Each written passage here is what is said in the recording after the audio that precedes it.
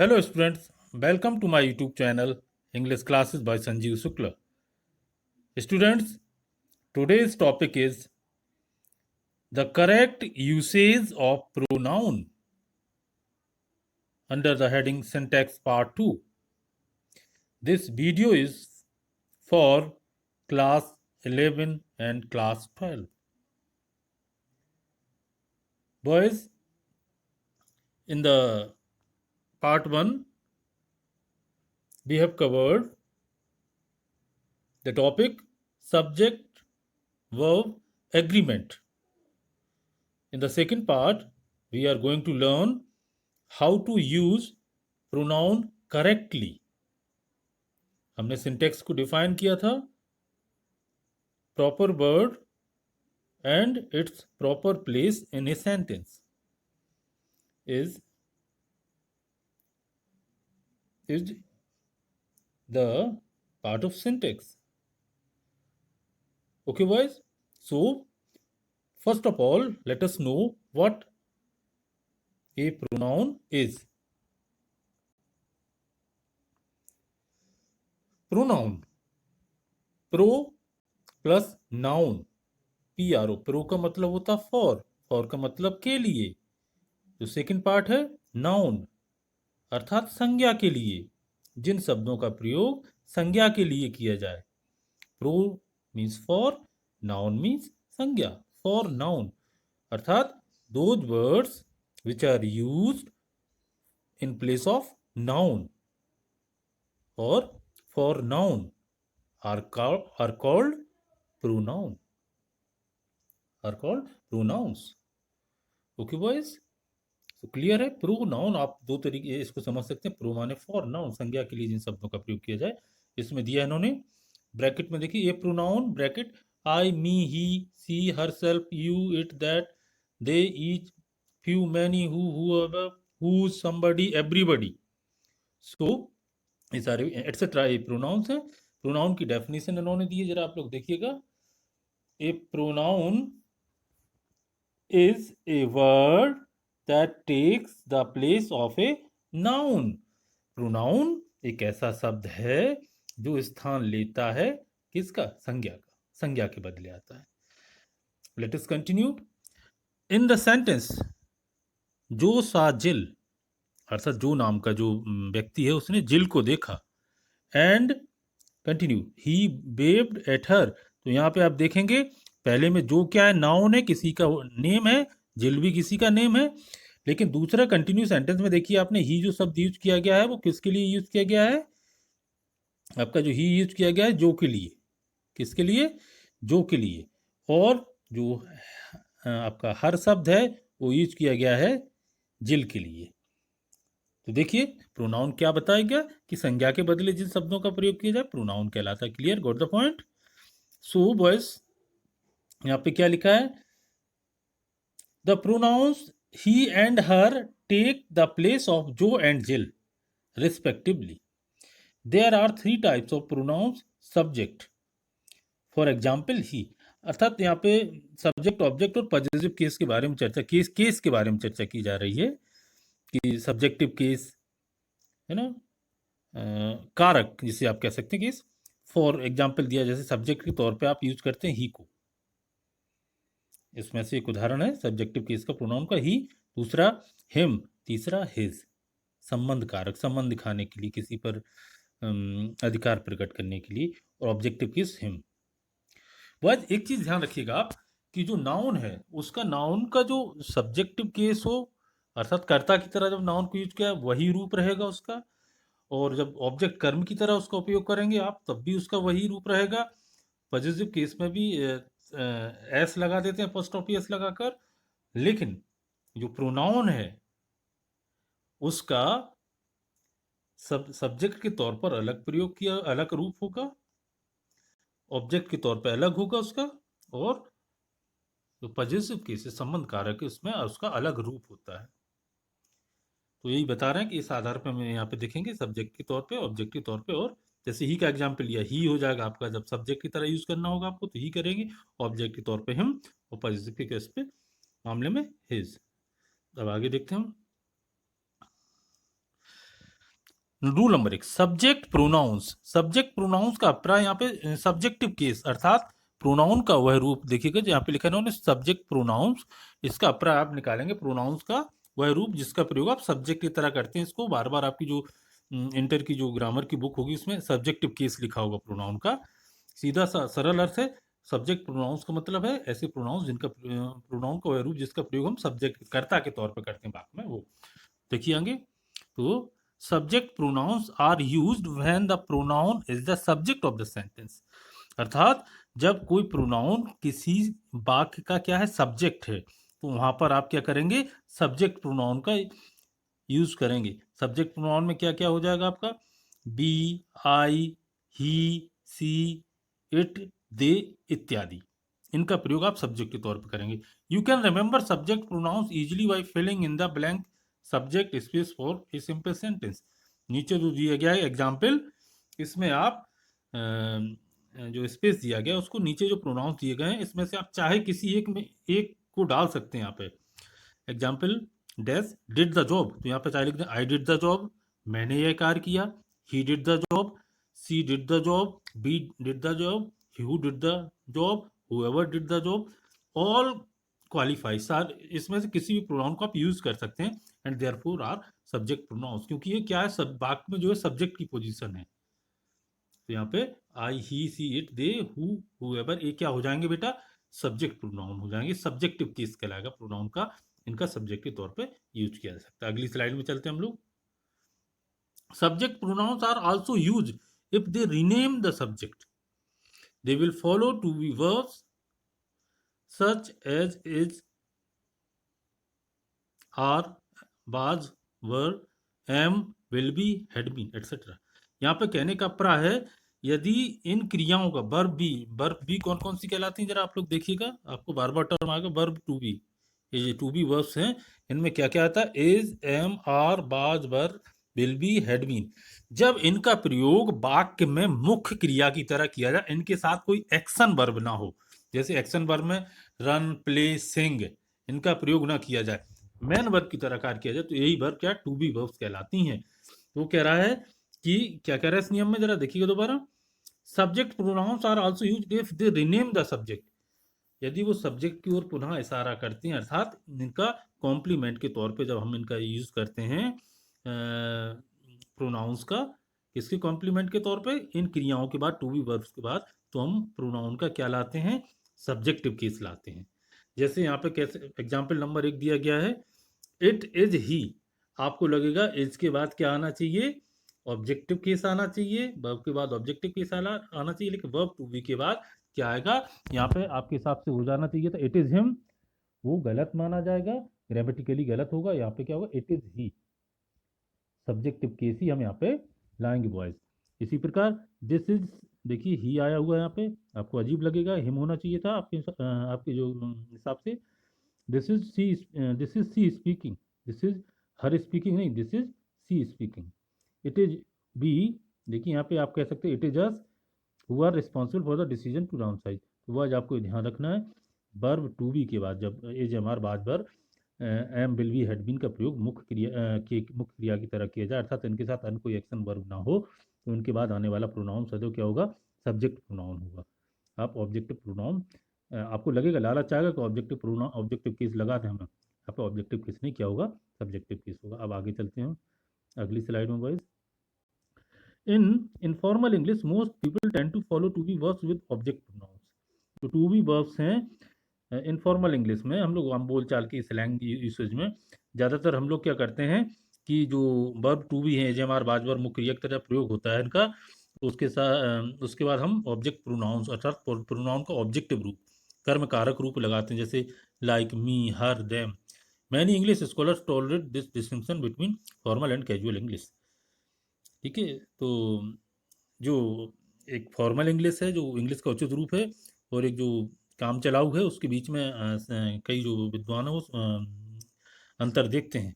Example it could have been them, example it could have been them, यहाँ पे देखिए have been के बाद जो कि क्या है वर्ब बी है उसके बाद देम का यूज किया है, देम क्या है ऑब्जेक्टिव केस है किसका दे का देम, तो लेकिन टेक्निकली करेक्ट क्या होगा यहाँ पे दे होना चाहिए।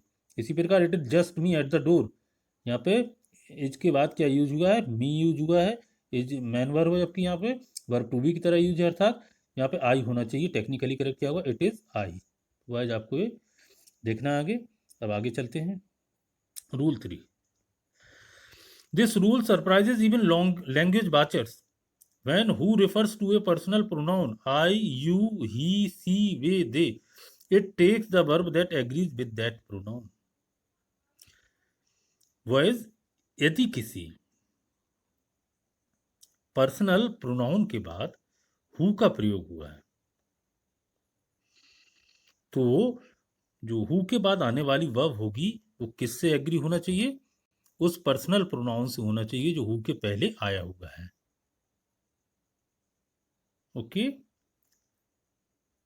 जैसे फॉर एग्जाम्पल देखें हम जरा, सेंटेंस है, करेक्ट सेंटेंस उन्होंने क्या बताया, it is I who am agree. यहाँ पे एम क्यों, एम किसके आधार पे आया हुआ है, आई के आधार पे, अर्थात हु किसके बाद आया, आई के बाद आया हुआ, प्रोनाउन के बाद आया हुआ, तो किसके अनुसार आई एम आएगा, आई के अनुसार। ये आपस में ये सब्जेक्ट वर्ब इस तरीके का एग्रीमेंट होगा इसके बीच में, सब्जेक्ट वर्ब नहीं कहेंगे आप हम। तो इनकरेक्ट फॉर्म क्या हो जाएगा, लेकिन आप क्या करें, it is I who is लगाएंगे आप, आई के साथ क्या आता है, एम आएगा, यहाँ पे इज एम आर में क्या आता है, एम आएगा, तो ये सेंटेंस आपका गलत माना जाएगा। इसी प्रकार it is you who are, you के साथ क्या आता है, आर आता है, तो ये सेंटेंस आपका करेक्ट माना जाएगा। लेकिन यदि आप करते हैं कहीं it is you who is, यहाँ पे तो ये आपका सेंटेंस गलत माना जाएगा। ध्यान रखना है आपको, यू के पहले यदि कोई पर्सनल प्रोनाउन दिया गया तो उससे आगे आने वाला जो पार्ट है, जो क्लॉज है, उसकी वर्ब को एग्री करना चाहिए, उसी के अकॉर्डिंग आना चाहिए। नेक्स्ट देखते हैं हम लोग, the pronoun who, that and which become singular और plural depending on the subject. If the subject is singular use a singular verb, if it is plural use a plural verb. Again आप देखिएगा subject verb agreement की ओर जा रहे हैं। कह रहा है कि जो प्रोनाउन है आपके कौन कौन से हैं, हु, दैट या विच, इनका अपना कोई निश्चित वो नहीं होता कि ये सिंगुलर आएगी वर्ब आएगी, इनके बाद प्लूरल वर्ब आएगी, लेकिन इनके पहले जो आएगा उसी के आधार पे आपको यूज करना है, सेंस के आधार पे। देखिए, he is the only one of those man who is always on time, he is the only one, sorry, he is the only one of those man who is always on time. The word who refers to one, यहाँ पे जो who शब्द है वो किसकी ओर संकेत कर रहा है, हु शब्द जो था वो किसकी ओर संकेत कर रहा था उस वाक्य में, देखें हम दोबारा, यहाँ पर हु किसकी ओर कर रहा, वन की ओर कर रहा, ठीक है। The verb who refers to one therefore use the singular verb is, अर्थात क्या होगा कि he is the only one, वह उन आदमियों में किसी आदमी के ग्रुप की ओर इशारा कर रहा है, उन आदमियों से केवल एकमात्र वही है जो समय पर आता है, अर्थात who is always on time, कौन, वही, केवल एकमात्र। तो इस वजह से क्या आ जाएगा यहाँ पे आपने इज यूज किया वन के अनुसार। लेकिन अब दूसरा देखें हम, sometimes we must look more closely to find a verbs through subject, हमें कभी और गहराई से देखना पड़ता है कुछ वाक्यों में उसका वास्तविक कर्ता पता लगाने के लिए। यहाँ पर देखें हम next example, he is one of those man who are always on time, यहाँ पे क्या कह रहा है, वह उन लोगों में से एक है जो किस पे, समय पर आते हैं। तो यहाँ पे जो हु शब्द है वो किसकी ओर रेफर कर रहा है, टू मैन की ओर, देयरफॉर वर्ब के आगे आर आ गया, आपने देखिए इन्होंने आर यूज किया, आपने ये ध्यान रखना। देखें हम, in sentences like this last example many would mistakenly insist that one is the subject, कई लोग जोड़ देंगे आखिरी जो वाक्य एग्जाम्पल दिया गया है कि वन जो है, वन शब्द है जो इसका सब्जेक्ट है, requiring is always on time, और उसके साथ इज आना चाहिए क्रिया। But look at it this way, लेकिन दूसरे तरीके से देखो इसको आप, of these of those man who are always on time he is one, कि उन लोगों में से वो एक है जो सदैव समय पर आते हैं। तो आप इस तरीके थोड़ा ध्यान देंगे, अर्थ निकाल के रहेंगे। नेक्स्ट देखते हैं, pronouns that are singular, singular मतलब single, I, he, she, everyone, everybody, anyone, anybody, no one, nobody, somebody, someone, each, either, neither require singular verbs. इनके साथ क्या आता है? सिंगुलर वर्ब्स, एक वचन क्रिया आती है। This rule is this rule is frequently overlooked when using the pronounce each, either and neither. आपको इनके साथ याद रखना है, ईच, आइदर और नाइदर के साथ आप लोग अक्सर कर भूल जाते हैं। और यदि इनके बाद क्या है, ईच, आइदर और नाइदर के बाद क्या है, ऑफ आए, क्या है, ओ एफ, ऑफ आए, तो those three pronouns always take singular verbs, do not be misled what follows of. Of के बाद आने वाला जो शब्द है उससे हमें मिसलीड नहीं हो जाना, भ्रमित नहीं हो जाना है। हमें each of, either of, neither of के बाद सदैव सिंगुलर वर्ब का यूज करना, ये ध्यान रखना। जैसे ईच ऑफ द गर्ल्स, यहाँ पे आपको लगेगा कि प्लूरल है, जो गर्ल्स है वो क्या है, प्लूरल है। तो यहाँ पे देखिए, आपको यहाँ पे स्पष्ट लगेगा कि जो गर्ल्स है वो प्लूरल है, तो यहाँ सिंग होना चाहिए। लेकिन अब अभी क्या बताएगा, ईच के बाद ऑफ हो और उसके बाद चाहे प्लूरल नाउन हो, आपको इसको सब्जेक्ट मानकर यूज करना है। इसको आप क्या मानेंगे, सिंगुलर मानेंगे। उसके आधार पर यहाँ पे आपका सिंग सही होगा। इसी प्रकार आइदर ऑफ अस, अस आपको मैनी की ओर इशारा करता है। बी का प्लूरल, बी का ऑब्जेक्टिव केस है, तो आइदर के हिसाब से आप लाएंगे तो यहाँ पे क्या आएगा, एज आएगा, ये ध्यान रखना आपको। इसी प्रकार नाइदर के हिसाब से यहाँ पे क्या आएगा, एज आएगा। एक चीज आप लोग इस चीज इसी स्लाइड के द्वारा और सीख सकते हैं, अब वो क्या है, जरा देखें। ऑफ के बाद जो प्रीपोजिशन है उसके बाद आने वाला प्रोनाउन का फॉर्म क्या होता है, ऑब्जेक्टिव केस में होता है। यहाँ पे आपने आइदर ऑफ बी यूज नहीं किया, आइदर ऑफ क्या यूज किया है, अस यूज किया। यहाँ पे इस एग्जाम्पल की हम बात कर रहे हैं। इसी प्रकार यहाँ पे आपने नाइदर ऑफ के बाद नाइदर ऑफ दे यूज नहीं किया, आपने क्या यूज किया, देम यूज किया। तो किसी भी प्रीपोजिशन के बाद जो प्रोनाउन है उसका ऑब्जेक्टिव केस आता है। आप ऐसा नहीं कह सकते थे either of we, neither of they, ये नहीं कह सकते थे, ऑब्जेक्टिव केस आएगा सदैव। ठीक है, आगे देखते हैं हम लोग। To decide whether to use the subject or object pronoun after the words then or as, mentally complete the sentence। यदि आपको दो शब्द जो है देन, THAN, और एज, AS, इसके बाद आप कंफ्यूजन में हो कि हम इसके बाद आने वाला जो प्रोनाउन है वो क्या यूज करें, कि सब्जेक्ट के तौर पे यूज करें, सब्जेक्टिव फॉर्म यूज करें उसका, ही यूज करें कि हिम यूज करें, या दे यूज करें कि देम यूज करें, सी यूज करें कि हर यूज करें, आई यूज करें कि मी यूज करें, बी यूज करें कि अस यूज करें, तब आपको मानसिक तौर पर उस सेंटेंस को कंप्लीट करके देखना चाहिए। कैसे, जैसे लिखा है, train is as smart as she her. आप क्या अर्थ निकालना चाह रहे हैं, क्या कहना चाह रहे हैं, वो मतलब समझिएगा। If we mentally complete the sentence, we would say Train, ये नाम है किसी का, Train is as smart as she is. इस तरीके के क्या हो जाएगा, Train is as smart as she is. Okay, देखिएगा आप। इसी प्रकार जो इज टालर देन आई और मी, mentally completing the sentence we have Joe is taller than I am. Okay, Daniel would rather talk to her than I me. We can interpret the sentence in two ways. Daniel would rather talk to her than to me, or Daniel would rather talk to her than I would. तो इस तरीके के आपको यहाँ पे देखना पड़ेगा। पूरा सेंटेंस को आप एक्सपेंड कर देंगे तो आपको अर्थ निकल के आ जाएगा। आगे देखते हैं हम लोग। Let us review again this. जैसे पहला एग्जांपल है, train is as smart as she और हर, तो यहाँ पे आपको देख लेना, मेंटली कैलकुलेट करना है। If we mentally complete the sentence, we would say Train is as smart as she is. यहाँ पे आपको सी का यूज करेंगे आप एज के साथ, सी is.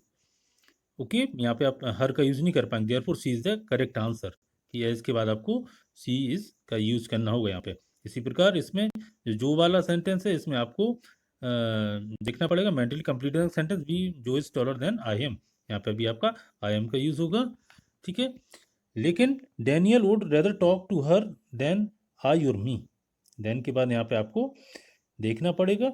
We can interpret this sentence in two ways, हम दो तरीके से इसको इंटरप्रेट करते हैं, व्याख्या कर सकते हैं। Daniel would rather talk to her, कि डैनियल मुझसे बात करने की अपेक्षा उससे बात करना ज़्यादा पसंद करेगा। अथवा Daniel would rather talk to her than I would, अर्थ दूसरे शब्दों में मेरी तुलना में मेरी तुलना में डैनियल उससे ज़्यादा बात करना पसंद करेगा। मतलब मैं जितना करूँगा, देखिए, मैं उससे जितना बात करना पसंद करूँगा उससे ज़्यादा डैनियल करेगा। ये sentence meaning can change considerably depending on the pronoun they choose. Okay, next. The possessive pronouns yours, his, hers, its, ours, theirs and whose never need apostrophe. जिनके बाद apostrophe का चिन्ह नहीं लगाते हैं आप। Avoid mistakes like hers and yours. ध्यान दीजिएगा, महत्वपूर्ण है। आप लोग लेटर लिखा करते हैं, देखिएगा जरा इसको। जैसे ये लिखा हुआ ना, ये दोनों क्या हैं, गलत हैं। इनके साथ आपको जो पॉजिटिव प्रोनाउंस है उनके साथ आप अपॉस्ट्रोफी एस का यूज़ नहीं करेंगे। Rule number 9, the only time, यहाँ पे आप लोग इसको महत्वपूर्ण, आप लोग इसको समझिएगा। The only time it is, इस तरीके के इट के साथ क्या लगा, अपॉस्ट्रोफी एस लगा हुआ है। क्या होगा, has an apostrophe is when it is a contraction of it is. जब इसका मतलब क्या हो, क्या होगा, इसका मतलब इट इज हो। जब आप इस तरीके की लिखा पाएंगे तो उसका मतलब क्या होगा, इट इज, नॉट इट्स और इट हैज। इसके दो अर्थ निकलेंगे, वो आपका पॉजिटिव केस नहीं होगा।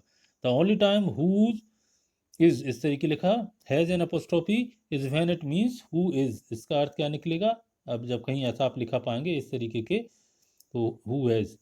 There is no apostrophe in oneself, oneself का भी कोई अपोस्ट्रोफी नहीं होता, तो आप इस तरीके के भी नहीं लिखेंगे, आपका गलत माना जाएगा, ये कॉमन एरर है। Examples, it has been a cold morning. It has been, यहाँ पे इट्स नहीं बोलेंगे आप, वो मतलब नहीं निकलेगा इसका। The thermometer reach its highest reading. Clear है, he is the one who is always on time. तो इस तरीके का आप क्लियर, इन चीज़ों को क्लियर कीजिएगा। आगे और पढ़िएगा इस पर, आगे देखते हैं। Pronouns that end in self or selves are called reflexive pronouns.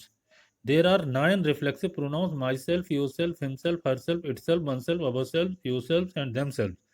Reflexive pronouns are used when both the subject and the object of a verb are the same person or thing. जैसे ये देखिए, जो helped himself, यहाँ पे जो और himself एक ही व्यक्ति की ओर इशारा कर रहे हैं। जैसे जो ने स्वयं की मदद की, ये रिफ्लेक्सिव प्रोनाउन है। If A object of A preposition refers to a previous noun or pronoun, use a reflexive pronoun. If the object of a preposition refers to a, जैसे John bought it for himself, जो object है वो किसी और संकेत कर रहा है, किसके लिए किया, John bought it for himself। देखिए, तो आप इसका यूज करेंगे। Reflexive pronouns help avoid confusion and nonsense. Without them we might be stuck, like Joe help Joe. जैसे हम इस सेंटेंस को अगर लिखना चाहते, जैसे इन्होंने दिया जो हेल्प हिमसेल्फ, इसको हम किस तरीके के लिख सकते थे, दूसरा तरीका क्या था, जो हेल्प जो, वो थोड़ा उतना अच्छा नहीं लगता, तो इसको हम इस तरीके के नहीं लिखते हैं, ये आपका क्या माना जाता है, गलत माना जाता है। लेकिन जो हेल्प हिमसेल्फ हमने यूज़ किया यहाँ पे, वो करेक्ट यूसेज माना जाएगा। नेक्स्ट चलते हैं आगे। When a pronoun is linked with a noun by and mentally remove the and plus noun phrase to avoid trouble. जैसे यहाँ पे दिया गया है कि हर लिखा हुआ, इस सेंटेंस जरा देखिए इनकरेक्ट क्यों है, इसको हम एनालाइज करेंगे। हर लिखा हुआ है एंड हर फ्रेंड, ठीक है, तो ऐसी दशा में ये क्या है, इनकरेक्ट यूसेज है। आपको कैसे पता चलेगा ये इनकरेक्ट है, क्या करेंगे आप, एंड हर फ्रेंड को हटा दीजिए आप, एंड हर फ्रेंड को हटा दीजिए सेंटेंस से, तो क्या बचेगा, हर केम ओवर। जब वो गलत हो जाएगा तो क्या होगा, हर केम ओवर नहीं हो सकता, क्यों, क्योंकि हर क्या ऑब्जेक्टिव केस है, तो क्या होगा, यहाँ पे नाउन फॉर्म आएगा, कौन सा फॉर्म आएगा उसकी जगह, तो she and her friend came over. Incorrect, I invited he and his wife, यहाँ पे आप इसको हटा दीजिए एंड ही हिज वाइफ को, तो आपको if we remove his wife we are left with ungrammatical I invited he. हो ही नहीं सकता, क्योंकि जो वर्ब है उसके बाद क्या आएगा, ऑब्जेक्टिव केस आएगा, तो I invited him and his wife. Well asked my sister and I. Ask के बाद क्या आता है, ऑब्जेक्टिव के साथ है, तो यहाँ पे क्या हो जाएगा, मी हो जाएगा। क्लियर। इस तरीके के आप लोग देख सकते हैं। आप लोग पढ़े हुए हैं, ट्रांसलेशन भी करते हैं, डायरेक्ट इनडायरेक्ट में भी देखते हैं आप। आगे चलते हैं। If two people possess the same item and one of them join owners is written as a pronoun use the positive form for both. जैसे मैरीवेल एंड माई होम, अर्थात जो घर है वो मैरीवेल का और मेरा है, तो आप इस तरीके के सॉरी नहीं लिख पाएंगे आप। जैसे ज्वाइंट पोजीशन में मैरीवेल का भी घर है, वो मेरा ही घर है, एक ही घर है, तो आप ये आपका एक गलत माना जाएगा। आप कैसे लिखें, ये भी इनकरेक्ट होगा, माइन एंड मैरीवेल्स होम। आप इस तरीके के लिखेंगे, मैरीवेल्स एंड माई होम, दोनों लोगों का घर ज्वाइंट पोजीशन में है। ठीक है। इसी प्रकार आप ही एंड मैरीवेल्स होम नहीं लिखेंगे, हिम एंड मैरीवेल्स होम नहीं लिखेंगे, ये दोनों गलत हैं। क्या हो रहा है, his and Maribel's home. You and Maribel's home, this one is article. Yours and Maribel's and your home. This one is correct. Note, as the above examples demonstrate, when one of the co-owners is written as pronoun, use possessive case my, your, her, their. Avoid possessive pronoun, है ना, possessive pronoun my इनका use नहीं करना आपको। Okay, next चलते हैं अगली slide पे। Do not combine a subject pronoun and an object pronoun in phrases like her and I or he and me. Whenever and or links an object pronoun her, me, and a subject pronoun he, one of those pronouns will always be wrong. Her and I went इस तरीके के नहीं हो पाएगा, सी and I went, ध्यान रखिएगा। इस तरीके एंड के द्वारा जुड़ी हो तो आप क्या करेंगे, हर एंड आई गलत कहलाएगा, क्योंकि हर क्या है, हर आपका है ऑब्जेक्ट प्रोनाउन है। ये क्या है, हर क्या है, ऑब्जेक्ट प्रोनाउन, ऑब्जेक्ट प्रोनाउन। और जबकि ये क्या है, एस प्रोनाउन, सब्जेक्ट प्रोनाउन। लेकिन दोनों क्या होना चाहिए, एक जैसा होना चाहिए। ये यहाँ पे दोनों सब्जेक्ट हैं, सी का भी यूज आप सब्जेक्ट के तौर पर करते हैं, आई का भी, तो यहाँ पे करेक्ट हो जाएगा। अगली स्लाइड में चलते हैं हम लोग।